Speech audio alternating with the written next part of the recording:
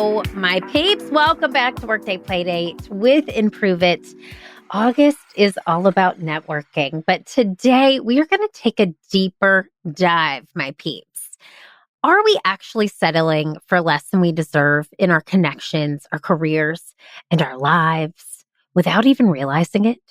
Today, Steffani LeFevour is here to spill the truth and show us how to break free and start living wildly aligned, empowered lives. Now, networking can feel exhausting, can feel superficial, or just plain frustrating.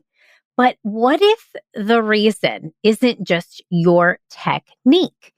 It's that you're settling and you're not consciously creating the way that we're going to talk about here on this show today. Now, our guest, like I mentioned, Steffani LeFevour, is a mindset coach, a manifestation expert, and an author of You Are a Badass Mom and the soon-to-be book, Soul Assignments. She helps women stop settling for less and start creating lives they're wildly obsessed with. And let me tell you, if anyone knows how to spot those sneaky ways we settle, it is Steffani. So I want to just give you some data here and let you know a little bit of information about networking because we're using that as the through line of the show. You're going to see we're going to weave and dive in this show because my conversation with Steffani was so epic. I could talk to her forever. I literally felt like I made a soul sister friend. So let me just give you a little snippet about networking. Research shows that 85% of jobs come through networking, but only 30% of people feel confident doing it. So that gap right there is proof that we're settling without even knowing it. We're allowing our lives to drive us, not us consciously creating them. So today, my peeps, I'm calling you out with love. It is time to break free from surface level networking and connecting and start creating powerful, authentic connections. Let's get into today's episode and play with Steffani LeFevour.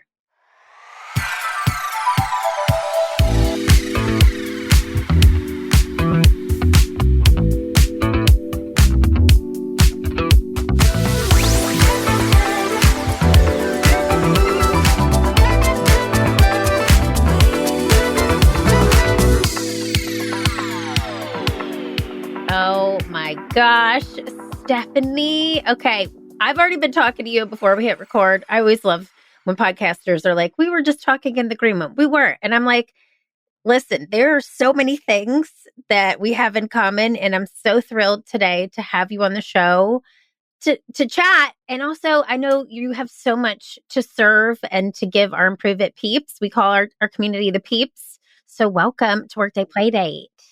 Thank you. I can tell just by your really chill, cool intro how much we'll have in common.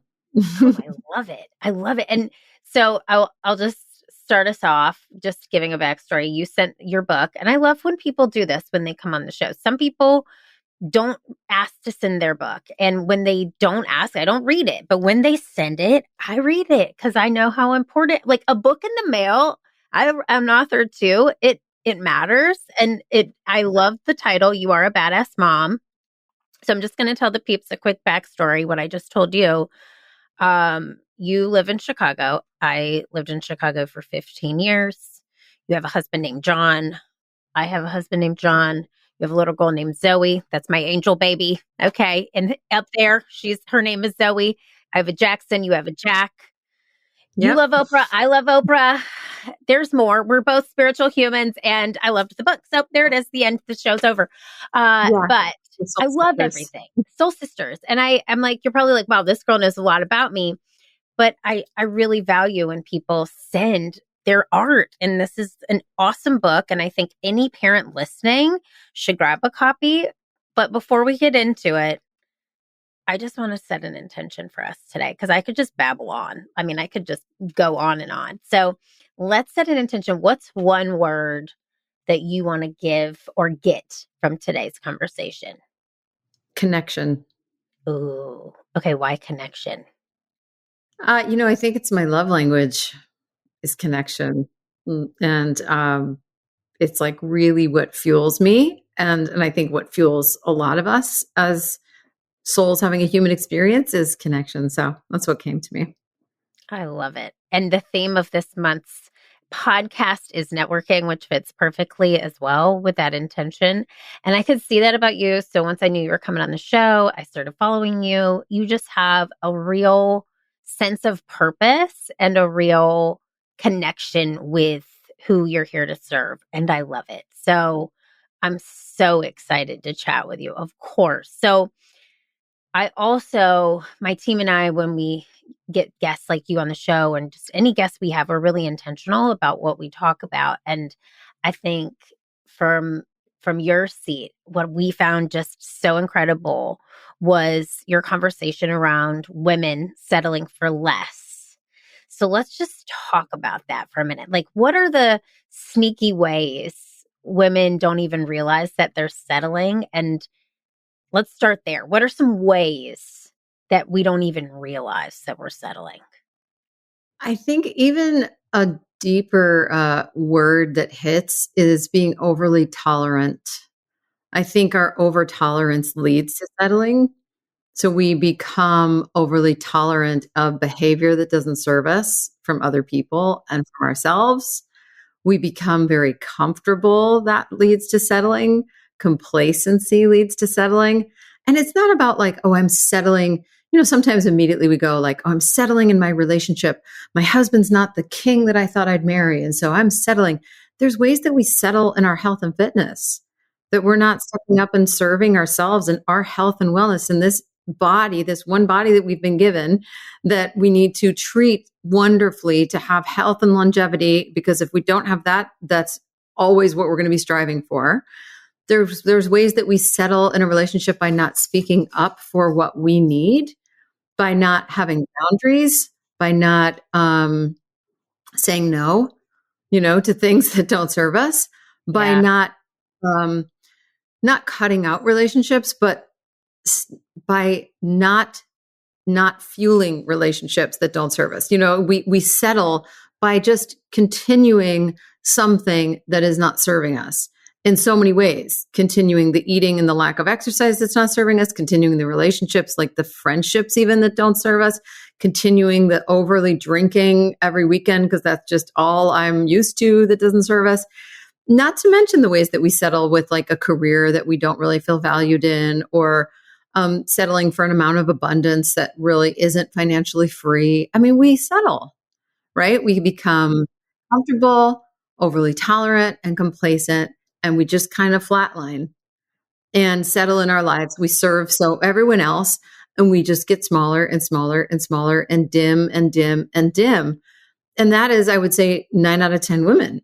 I mean, I think we all do that as we get older because we think that we're being loving or nurturing or compassionate by putting other people's needs first and by not asking for more.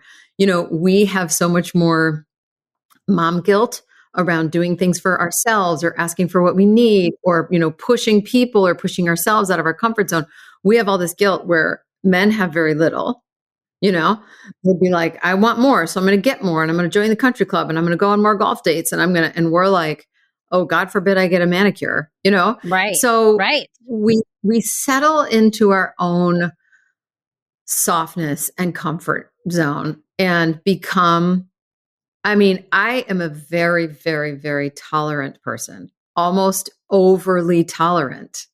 I am very tolerant. And I think most women are. And we become too tolerant. We stop dreaming of the bigger things that we want for our lives and of what is potentially possible for us, the limitless possibility that's out there. So many women that I coach, they're like, oh, but I don't even know what I want because they haven't flexed that dream muscle. They haven't had someone like sit them down and shake them and say, what do you want out of your life? Yeah. What do you want in your health and fitness? If the sky's the limit, what do you want? What do you want in your relationship? If anything is possible, what do you want? What do you want in your career? If anything is possible and there's no glass ceilings, what do you want? What do you want in your parenting? What do you want in your friendships? What do you want? What do you want? You have to really like get to the nitty gritty with someone to have them start to open up to it, and then they can dream. But we will. Hmm. It's well, and exactly what you said is, I think, a lot, and this is just taking this totally on a different tangent, but it makes me just think about our nervous systems as women. And because I feel like there's so much task-oriented, invisible load that we carry to be the Pinterest mom, to have the best birthday parties, to show up for every school event, but also be number one at work, right? Like we have these crazy self-inflicted ideals of ourselves, which then we're trying to strive for perfection. Our nervous system becomes dysregulated. And we, in that moment, have no clarity. There's just no way to sit down and observe what it is we actually want because we don't give ourselves the space or the grace to do that because we're so busy achieving, right? And like, Yeah. And it's almost a self-fulfilling prophecy because the more that we have unrealistic expectations of ourselves, the more that we don't meet that. And then we're underachieving. And then we have higher expectations and we're underachieving and underachieving. And then we're constantly in that state of settling and dysregulation and, disappointment. yeah. Oh my gosh, Steffani. Okay. So I'm just sitting here as we're talking. I'm thinking of several people I know who, I mean, I'm a parent. We have so many parents listening, and I think that adds an extra layer of complexity. And so when we talk about settling, especially when it comes to parenting, what are some ways that we can break ourselves free of this paradigm? How do we move beyond what we're talking about? Because I'm already like I'm like triggered, like my shoulder hurts. I'm like, while we're talking about it, I'm like, that's me. Because Yeah. emotions are stored in the body, and I got some stored, and I'm trying to get them out. But what are some ways that you see we can break free from this narrative?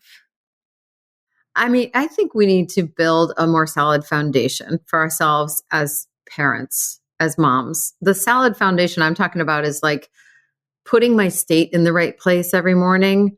I call it priming myself so that I am doing the things that fill my cup because you can't pour from an empty cup. We all know this.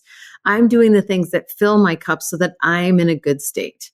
I'm talking about the foundation of my thoughts so that my thoughts are in the right place and they're focused on what I do want and they're focused on looking for the good and they're focused on what I'm grateful for instead of high expectations and setting everyone up to fail and expecting my son to do this and my daughter to do this and my husband to be like this and myself to be like this.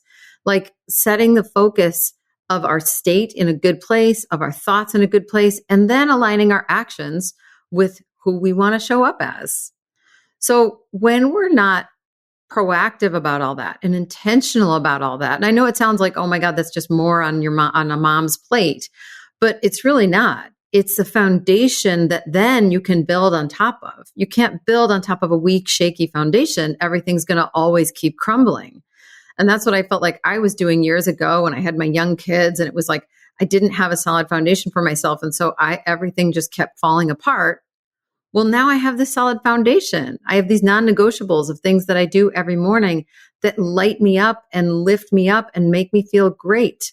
And so if my son is running late for school or doesn't want to eat that breakfast, or, my daughter's having an explosion in the morning, and my thoughts are focused on all of the good in the world and all the things I'm grateful for and who I do know them to be, and the ways that I've showed up as a good mom for a long time for them, we're not going to have an explosion and a meltdown and a crappy morning because I am going to bring the right energy to those challenges that are always going to be coming my way. The challenges Mm, are going to happen. that's And it. not just like morning challenges of like your son's late to school and your daughter has an explosion. I mean, like really hard stuff. Like my daughter's volleyball coach just died, out of nowhere. And it was really tragic. And so, whoosh, now we're in this. Like, how do we meet this? Not just how do we meet the morning hustle? How do we meet like loss and, drama and like middle school drama with my daughter and like my son going through this identity crisis with basketball and like not being able to find his place in sports. And there's a lot, right? Our heart Yeah. breaks every day as moms with Yeah. what we see our kids and the world going through. And so we need to build a more solid foundation. That's our way out or through. right? That's our way to be proactive and to be start showing up in the world as our best self. I love it. Okay. So many thoughts. Like we could totally shift the narrative of this podcast and just talk morning routines, which I want to just side bend and do a little side step. I'm a big fan. I read your book, obviously, and I know some of the things you do. I want you to tell our audience some of the things. I just finished the book, The 5 a.m. Club. Have you read that by Robin Sharma? Yeah, of Oh my course. God. Yeah. Okay. Yeah, he's the best. So amazing. Literally, I'm on so this podcast is coming out a little bit later than when I'm saying this, but right now I'm on day 8 of 66 weekdays. Weekdays, 5:30 a.m. 5:30 a.m. I'm not a 5 a.m.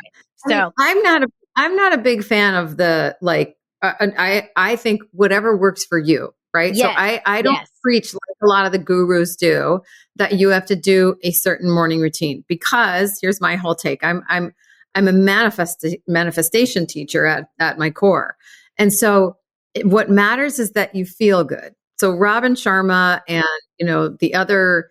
That's the 5 a.m. club. And there's all these other ones where it's like, get up and do 20 minutes of this and 20 minutes of this and 20 minutes of this, and get up at 5 a.m. or 4 a.m. or 6 a.m. or whatever.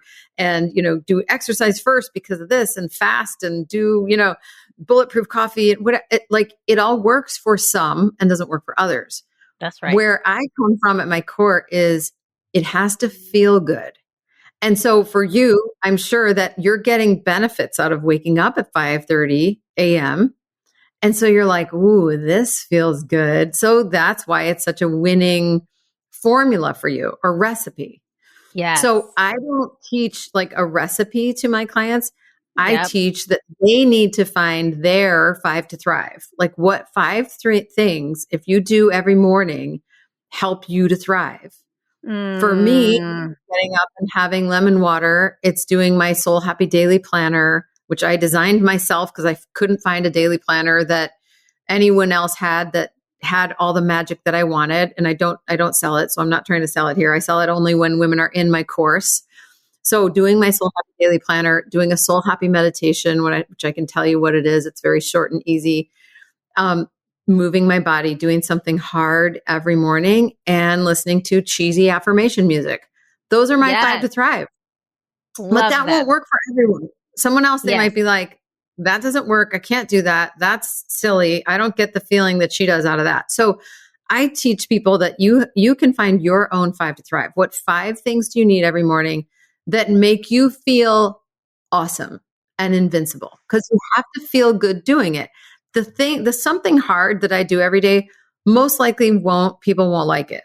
I love it. I either do a really hard workout, or I do a cold plunge, or I go out in a daily dose nature walk, but I do something really hard because it helps me feel invincible. Like after I get done with my workout or my cold plunge, I'm sorry, there's nothing you can tell me I can't do. I can do anything you after sure that. Can.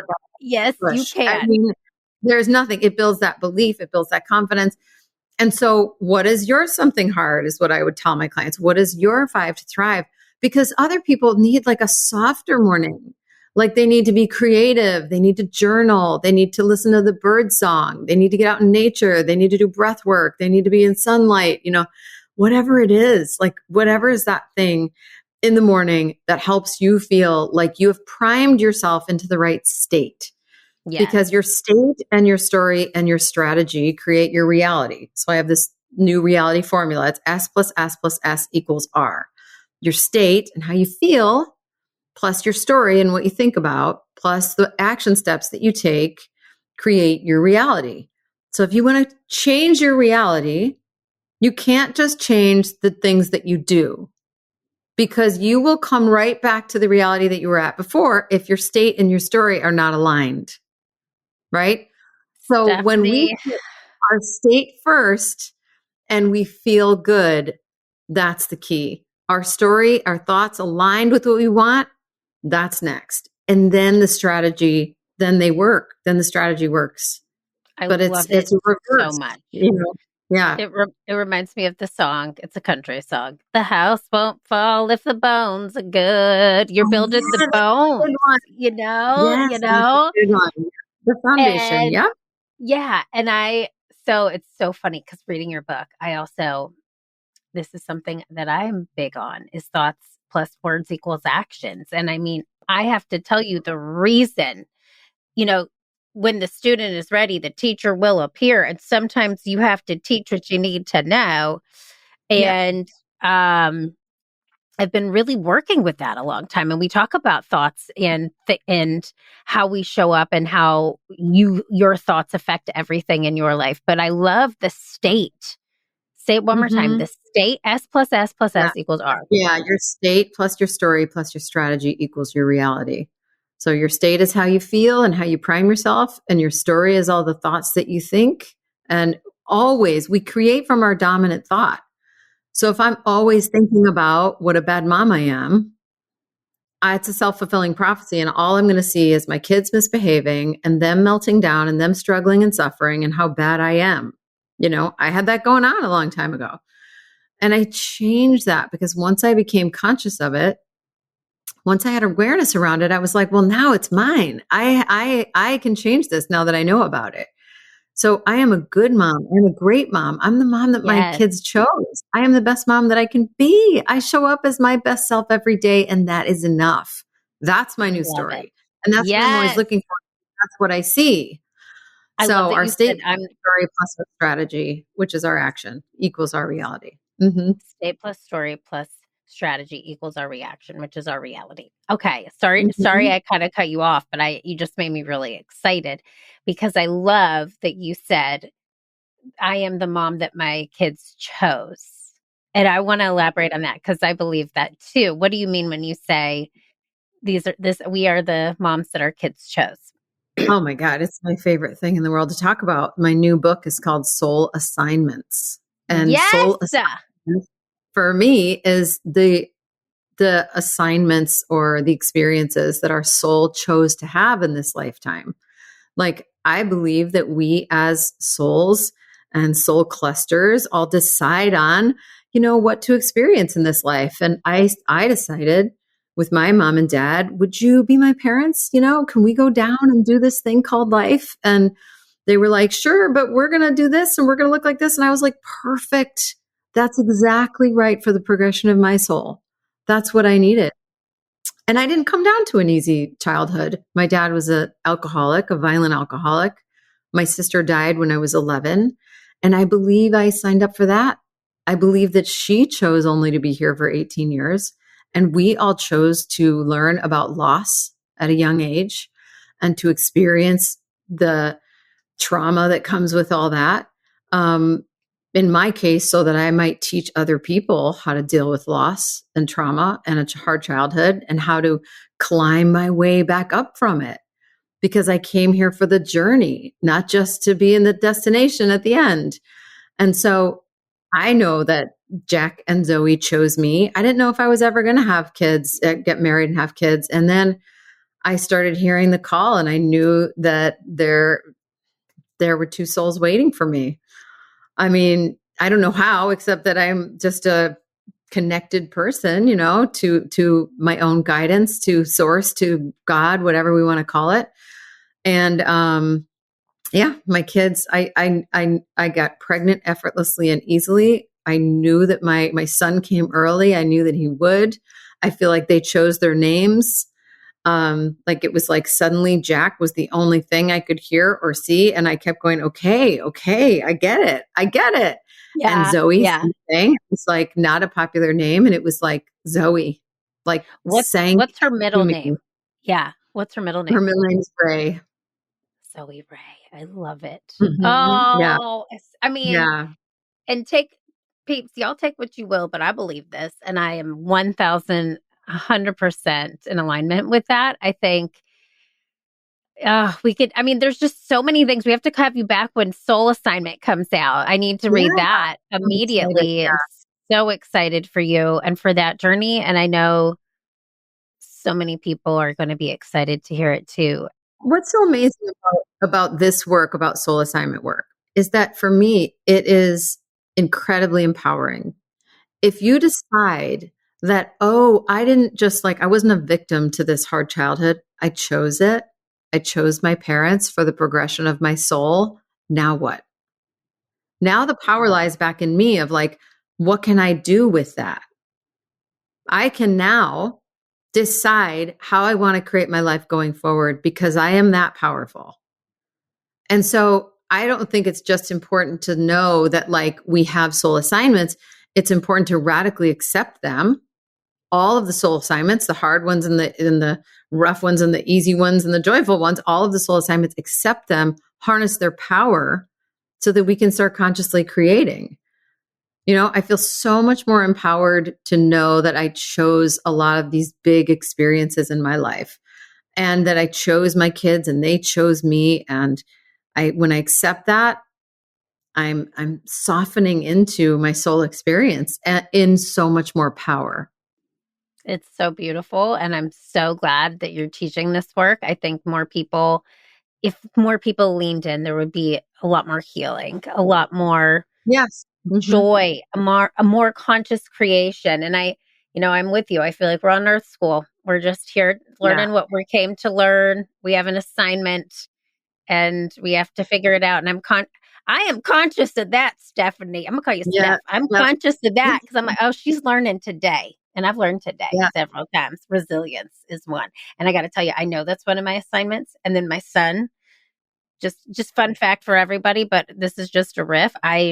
He was definitely born through a lot of science and a lot of prayer and a lot of, and I also knew there was going to be something special about the child that we would have. And anyway, my husband and I had a shared genetic disorder. And so anyway, he literally is this walking, talking miracle because he was born with a variable of the gene and a mutation of the other. And he was hearing loss and deafness, and he can talk and walk and is very, very, very, very verbal, sometimes to a fault.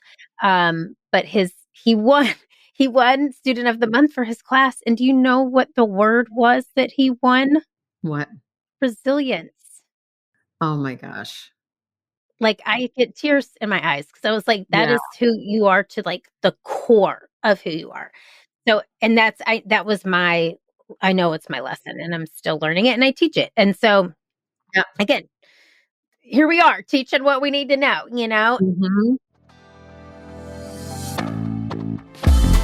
Hey, my peeps. Ugh, I hate breaking up this conversation with Steffani. It is amazing.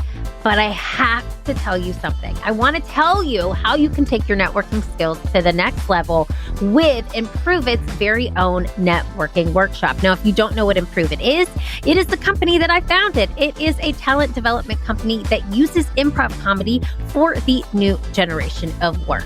So in this workshop, all about networking, so in just 2 hours in person and up to 100 people or up to 50 people on Zoom in 90 minutes, you will learn how to be fully present in the moment so there's no room for self-consciousness or shaky nerves. You'll practice how to offer genuine support, find common ground with both internal and external customers, and discover that the best way to connect is to listen deeply and build on the other person's ideas. Each activity is packed by improvisational science and is followed by a quick debrief to help you take the lesson into your real world conversations. Our simple formula is being present plus offering support equals engaging conversations. You can reach out to us at learntoimproveit.com. That's learntoimproveit.com, or click the link in the show notes to learn more. Now back to our show. I just think the work you're doing is so beautiful. You're talking about living consciously, and you mentioned that just before I went on my little tangent.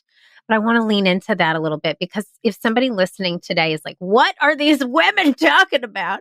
You're talking about conscious creation. And I truly believe that when we align ourselves with your formula, the S plus S plus S equals R, that things will just become so much easier. We'll start to attract, we'll start to be conscious about what we're creating because it's started here in our minds. People can't see me pointing. So can you talk about what you mean when you say conscious creation versus just chasing and forcing? Yeah. I mean, I think we are creators. We are always creating, but we're creating most often by default. We're creating through our prayers or worries we're creating from our dominant thoughts and our dominant feelings by default.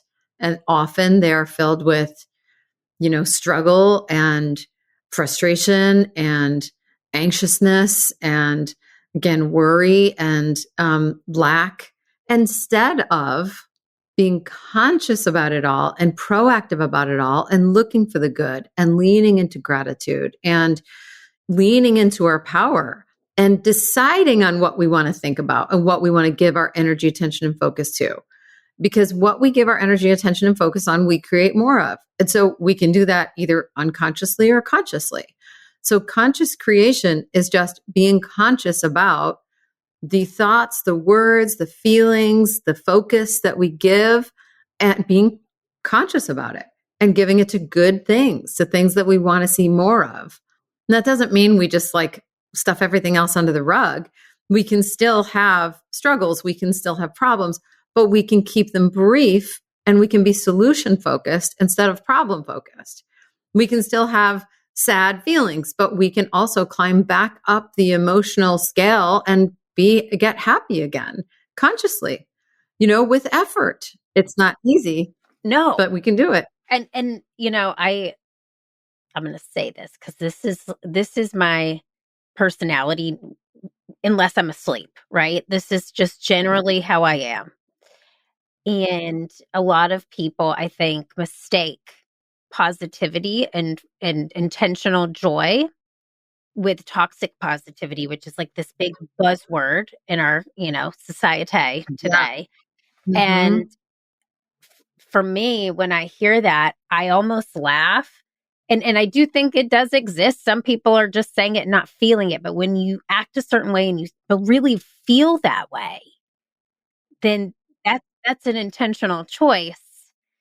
What are your thoughts on that? When you hear people say, I've been labeled as toxic positivity all the time. Some of my reels, people will comment and be like, that sounds like toxic positivity. Well, they're usually very negative people who are looking for a problem and who are trying to shame you for being happy. And I mean, I don't let it bother me. I don't think there's such thing as toxic positivity. I understand the power and the science behind positivity, behind reaching for a better feeling thought, you can call it, behind, happiness, behind joy. Call it what you need to. If positivity or happiness triggers you, call it peace. But finding inner peace, call it whatever you want to, but search for it, reach for it, try and create more of it, because then you'll be creating more and more and more and more of it. So I don't believe in not, of course I believe in feeling all of our feelings. When my daughter's coach died, we felt all our feelings, and I kept saying, it's really hard. And this is so sad. And that's it. I wasn't trying to fix it. I wasn't trying to go, but now let's get happy. No, I was going, lean into this, feel it. What do you need? Do you want to honor him? Do you want to talk about him? Do you want to cry? Feel all your feelings. And the sun will still rise tomorrow. And we're still going to get up and we're still going to play volleyball. And you're going to have bubbles of joy, even in your sadness. And that's okay. And we're going to, and it's less than a month later, and she's having these incredible happy days because life goes on. We do get to do those things. And as adults, we squelch it all. And we think we can't have happy days because the government, because of our community, and because of the school system, and because of our husband, or because we have all these excuses. But what if we attacked it like a full-time job and said, how can I make today the most positive, uplifting, happiest day that I've had in a long time? I promise you'd feel amazing, and you would create more days like that. And if you only had a few more years to live, God forbid, wouldn't you want them to be like that? Lived as happily and joyfully and positive as you possibly can. Let me shape this day into the best day I possibly can under my current circumstances. And I would lay my head down at night feeling really good about it. Yeah. And I have a practice that I do every night looking for the soul happy moments of the day. What were the soul happy moments? My hard workout is always a good soul happy moment. Oh, I picked up my daughter from school and we had a car chat. That was soul happy. I played some cards with my husband that was on the back porch in a beautiful weather. That was soul happy. I got to go to the golf range and hit some balls. That was so happy. I got to talk to a friend and give her a little mini coaching session. And I feel so honored that I get to do that. Like, this is just your average day. There are so many soul happy moments in the day. Call them just joyful moments, good moments, grateful moments, whatever you want to. And when we look at those every night, the next day we're asking for more of those. And we're looking for them all day because we're planning on thinking about them or writing them down every night. Like, that is a really powerful practice to get us focused on positivity and on the joy. And I am unapologetically positive. I'm not going to apologize for it. Like, I'm a blissfully happy, positive person. No apologies, because this is how I want to live my life. It's important to me. And I live my life for me and not for anyone else anymore.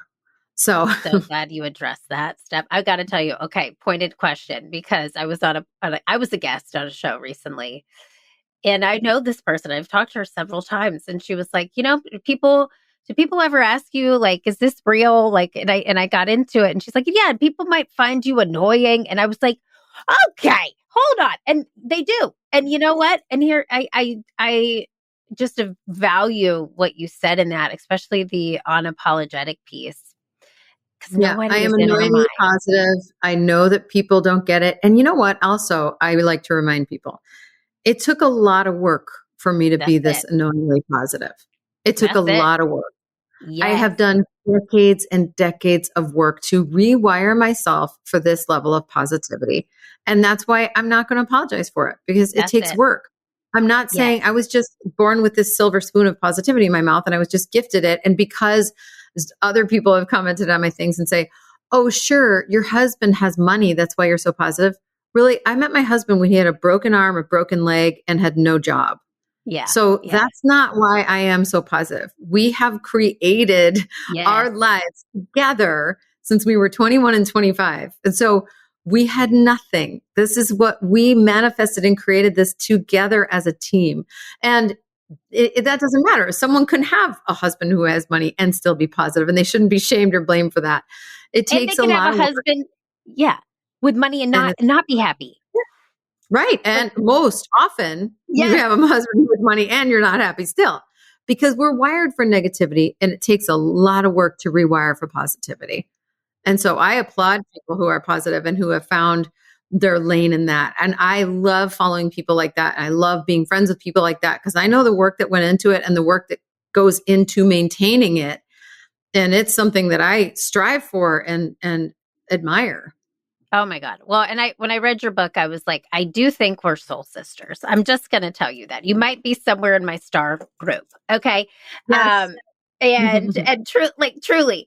And it's just, to me, is so wonderful and affirming, because I think that a lot of people would rather dull themselves, numb themselves, than go through the work that it takes to be this intentional. And I'm not talking about myself. I'm talking about you. And I've been in there too, man. I go to therapy twice a month, still proactive. Yep. And I really value this conversation, because I do think that when you are sunshine, people want to be in sunshine, man. Yes. And people love the race, and sometimes you got to protect the race, and you might give people some sunburn, but you also might get burned, so you got to step back. I'm going really hard with this metaphor, but like it's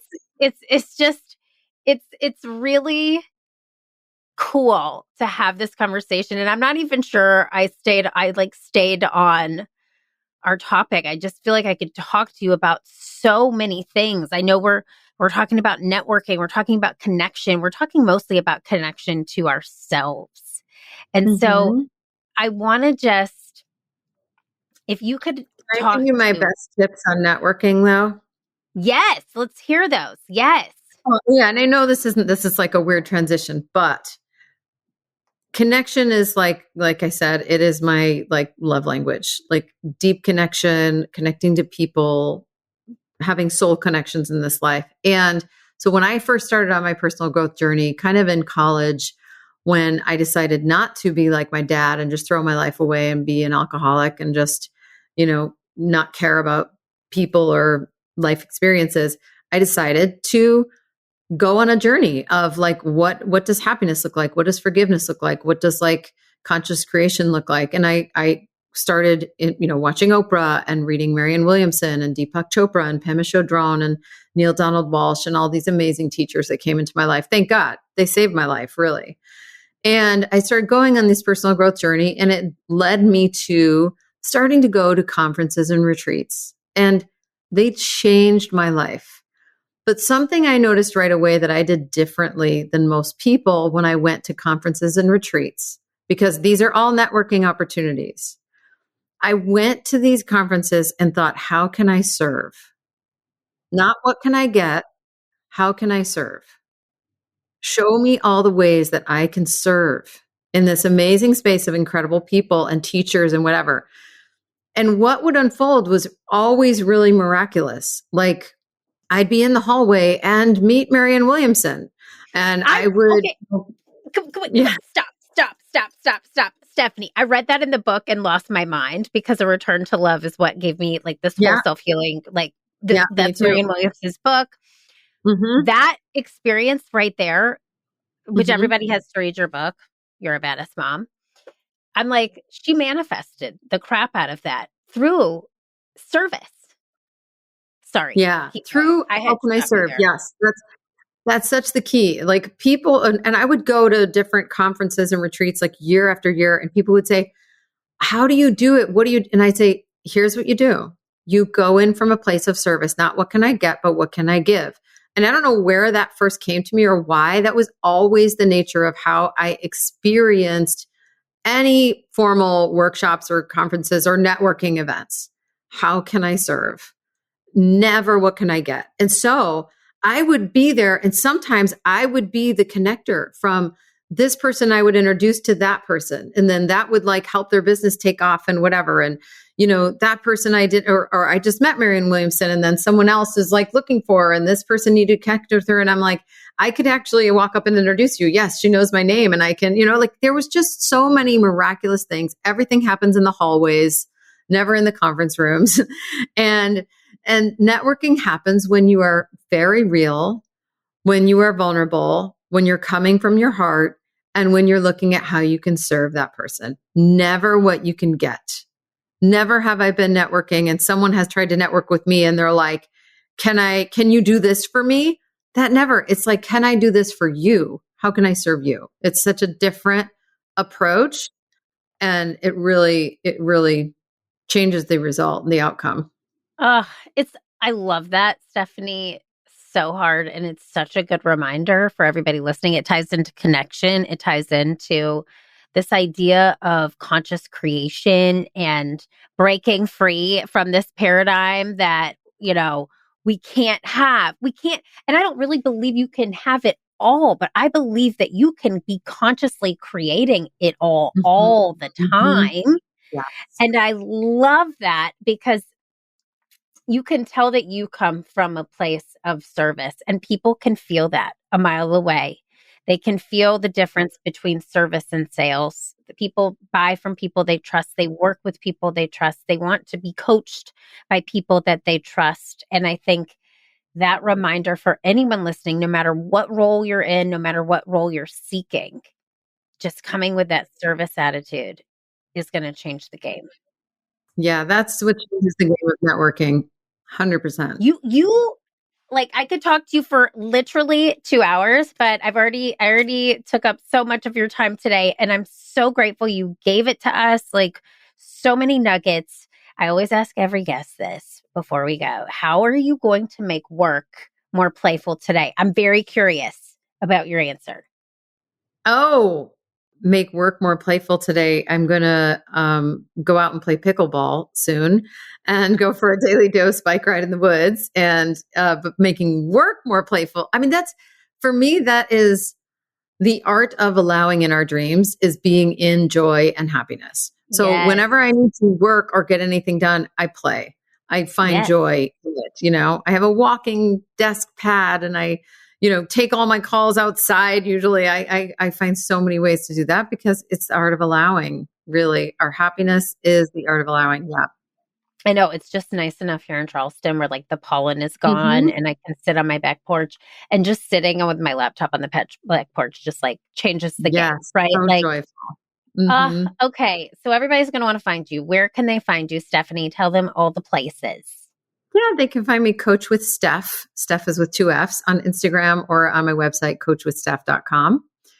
And I love connecting. This is my favorite thing is connecting with, other women. I call the women in my group my soulsters. They're like soul sisters, but better. So I consider you a soulster now, Erin. You're so good Yes. at this. I'm so happy I met you. And I hope we stay in touch in many ways, not just through this channel. Me too. I literally like when you brought up. We have so much still to discuss about this book. You and me offline. Sorry, peeps. It's just me and Steph now. But thank you so much for being here. It was joyful, so joyful. Yes, for me too. Thanks for having me. Here is your homework, my peeps. I could talk to Steph forever. So, the next time you're networking online or in person, I don't want you to focus on selling yourself or making perfect small talk. Instead, I want you to be fully present and listen deeply. I loved Steffani's twist at the end that service is the way to creating genuine connection. So I want you to do that the next time you have a networking opportunity this week. That's homework number 1. Homework number 2 is I want you to take some time to reflect on where in life you might be settling. And imagine what would happen if you stopped settling and started living wildly obsessed with your own story, consciously creating a life beyond your dreams. Today's episode inspired me in so many levels. I love Steffani's work. I hope you check out her book and check out her work. She is fantastic. And if you're looking for a coach, I mean, I would give her 5 stars. Okay, 10 stars if I could. So that's all I'm going to give you for today. Thank you so much for tuning into today's episode. And no, I want you to keep leading, keep failing, keep improving, and remember that every workday is a play date waiting to happen. I'll see you next time.